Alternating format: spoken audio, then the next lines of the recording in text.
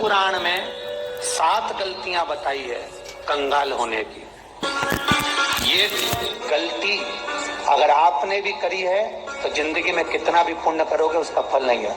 आज की कथा को लिख कर रखना, शायद तुम्हारी जिंदगी सवर जाए। लिंग पुराण में 7 गलतियां बताई है व्यक्ति को बर्बाद होने की।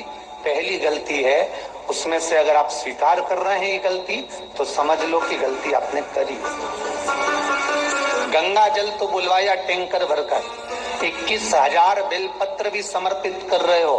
आप मंदिर के अंदर बैठ गए, दर्शन करने वाला आता रहा, किसी को अंदर प्रवेश नहीं दिया। आप गंगा जल चढ़ाते रहे, आप बेलपत्र चढ़ाते रहे, आप स्वयं पूजन करते रहे, और दूसरा व्यक्ति ना जाने किस भाव से, किस रूप में आकर भगवान की सेवा करना चाहता था। पंडित जी ने आपके चक्कर में उसको जल नहीं चढ़ाने दिया, पंडित जी ने आपके चक्कर में उसको बेलपत्र नहीं चढ़ाने दिया। पहली गलती ये हो गई कि भगवान के भक्त को भगवान से दूर कर दिया गया। अब उठा लो श्रीमद् भागवत कथा। 2 देवताओं ने गलती करी थी। एक ब्रह्मा जी ने गलती करी थी कि गाय बछड़ों का हरण कर लिया था। 1 वर्ष होने में 1 दिन था तब ब्रह्मा जी ने गाय बछड़े वापस दिए थे। दूसरी गलती इंद्र ने करी थी, जल वृष्टि करी तब भगवान कृष्ण को गोवर्धन पर्वत उठाना पड़ा।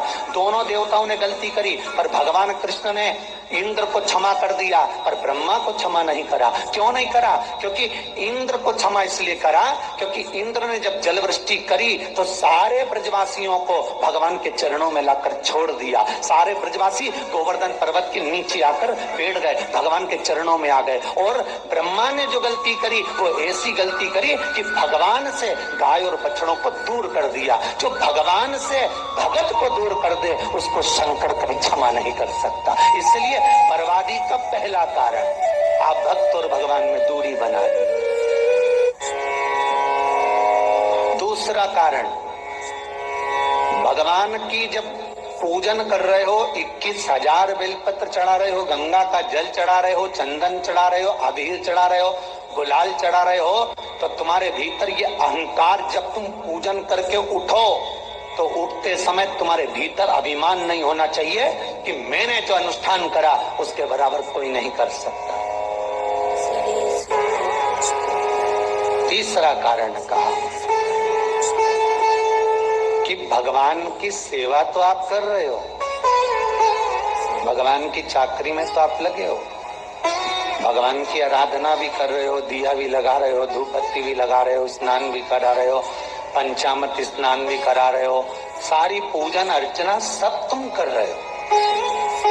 पर हो सकता है इस पूजन अर्चना में आप केवल 3 घंटा पूजन करते हो और बाकी के समय किसी न किसी की जीवात्मा को दुख पहुंचा रहे हो। एक कथा में एक बात कही थी कि भले मंदिर में दिया मत लगाओ, भले मंदिर में जाकर धूप बत्ती मत जलाओ, भले मंदिर में जाकर भोग मत लगाओ, भले मंदिर में जाकर जल मत चढ़ाओ, कुछ मत करो, भले भगवान को नए कपड़े मत पहनाओ, भले तुम्हारी मर्जी पड़े भगवान को भोग मत लगाओ, पर शास्त्र कहता है कुछ मत करो, पर एक काम जरूर करना कि किसी के चेहरे पर प्रसन्नता ला देना तो मंदिर में दिया जलाने के बराबर होगा। किसी के चेहरे पर चमक ला देना, प्रसन्नता ला देना तो अगरबत्ती लगाने के बराबर होगा। किसी गरीबड़े के, किसी दुखी के चेहरे पर अगर तुमने प्रसन्नता ला दी तो वो भगवान को कपड़े पहनाने के बराबर होगा। मालूम पड़े तो मंदिर में पूरी सब्जी बांटो, मंदिर में भोजन कराओ, मंदिर में सारा पकवान चढ़ाओ, और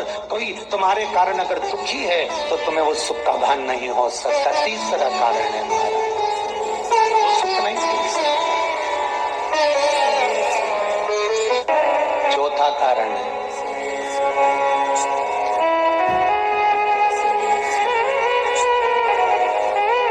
महाराज, जिस मंत्र को पढ़ा जा रहा है, जिस मंत्र का स्मरण किया जा रहा है,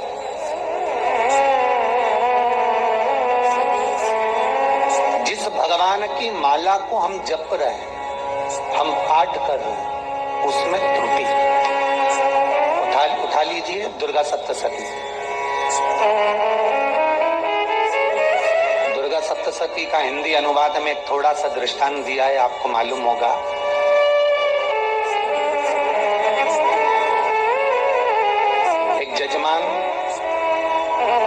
सप्तशती का पाठ कराते थे नवरात्रे में। नवरात्रे पूरे होते थे और उनकी पत्नी मर जाती थी। सप्तशती के अंदर लिखा है, बहुत ध्यान से सुनिएगा। दुर्गा सप्तशती का पाठ कराते थे और पत्नी नवरात्रे के बाद 4 महीना 3 महीने के बाद मर जाती थी। बहुत दुखी था सेठ। एक शादी करी, दूसरी करी, तीसरी करी, चौथी करी, चौथी पत्नी भी मर गई। बहुत दुख हुआ।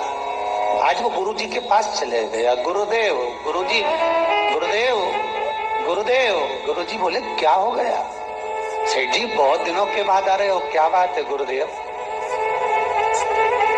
मेरे को एक बात समझ में नहीं आती कि मैं नवरात्रे में सप्तशती का पाठ कराता हूँ, देवी जी का यज्ञ करवाता हूँ, माता रानी को चूनर पहनाता हूँ, उनको सुंदर बिछोड़ी, पायल, चुनरी सब पहनाता हूँ, कन्याओं का भोजन करवाता हूँ, भंडारा करवाता हूँ, जवारे बोता हूँ, अखंड ज्योत लगाता हूँ, पर नवरात्रि जैसी पूरी होती है उसके 2 महीने 3 महीने बाद मेरी पत्नी क्यों मर जाती है? 4 पत्नियां मेरी मर चुकी हैं, 5वीं मैंने शादी करी है। गुरुदेव आप कृपा करिएगा, कुछ तो बता दीजिए, कुछ करुणा कर दीजिए। गुरुजी बोले जब तू सब कुछ अच्छा कर रहा है, ज्योत भी जला रहा है, कन्या भोज भी करा रहा है, चुनरी भी चढ़ा रहा है, भंडारा भी कर रहा है, ज्योत भी लगा रहा है, जवारे भी बो रहा है, माता रानी की सेवा भी कर रहा है, अखंड रात्रि व्रत कर रहा है, सब कुछ तूने करा, यज्ञ भी करा, फिर तेरी पत्नी क्यों मर सकती है? ऐसा हो ही नहीं सकता। नहीं गुरुदेव, मेरी 5वीं शादी है गुरुदेव, अब की बार आप कृपा करिए।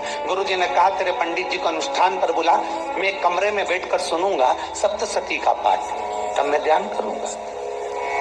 गुरुजी अंदर के कमरे में जाकर बैठ गए, ब्राह्मण पाठ करना प्रारंभ करा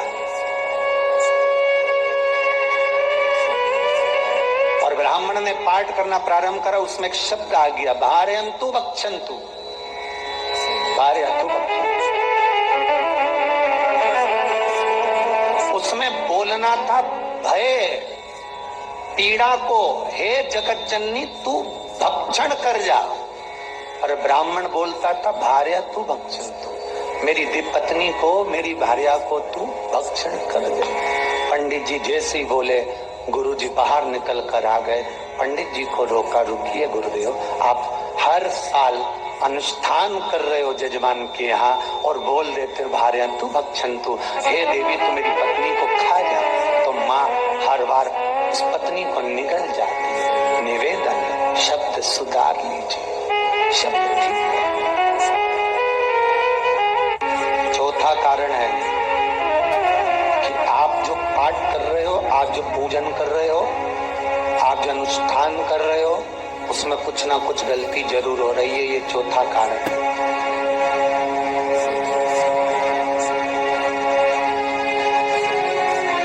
एक बार पूरे घर के लोगों को बिठाओ, अपने घर के लोगों को, मम्मी से पूछना, मम्मी तुम कौन कौन सा पाठ करती हो? एक बार मम्मी से पूछ, फिर एक बार पापा से पूछना, पापा आप कौन कौन सा पाठ करते हो सुबह? फिर बहू से पूछना, भाभी आप कौन कौन सा पाठ करती हो? फिर छोटी दुल्हन से पूछना, छोटी दुल्हन तुम कौन कौन सा पाठ करती हो? भैया आप कौन कौन सा पाठ करते हो? आप कौन कौन सा पाठ करते हो? पूछना। जब घर के अंदर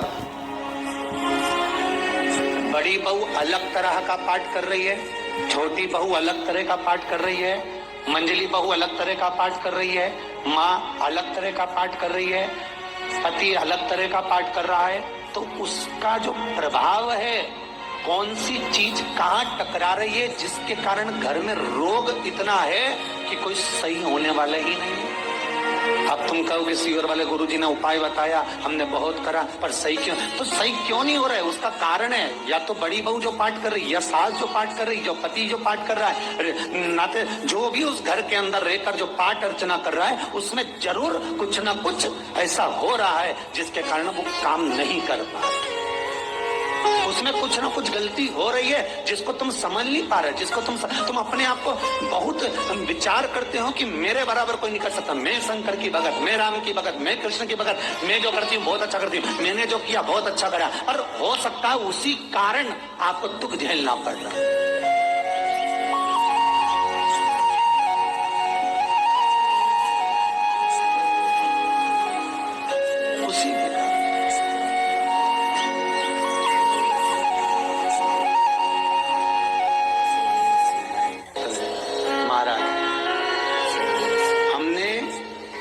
जो दान किया, हमने जो पुण्य किया, हमने जो सत्कर्म किया, वो किस जगह पर लगा।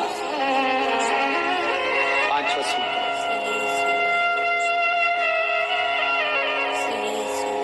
जो आप दान कर रहे हो, जो आप पुण्य कर रहे हो, सत्कर्म कर रहे हो, वो किस जगह पर लगा, ये पांचवा सूत्र। फिर निवेदन करेंगे, गाय, बेटी और लक्ष्मी 50 बार विचार करना, तब किसी को देना। बेटी किसी ऐसे को मत ब्याह देना जो जुआ खेलता हो, मदिरापान करता हो, मांसाहार करता हो, वेश्यावृत्ति करता हो। वो बेटी का सम्मान नहीं करेगा। बेटी रोएगी तो कन्यादान करने वाले को रोना पड़ेगा। दूसरे नंबर पर गौ माता।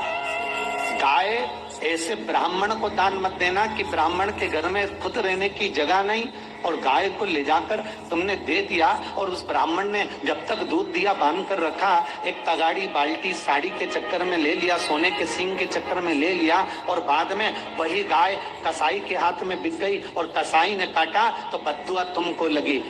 बेटी, गाय और लक्ष्मी, पैसा भी किसी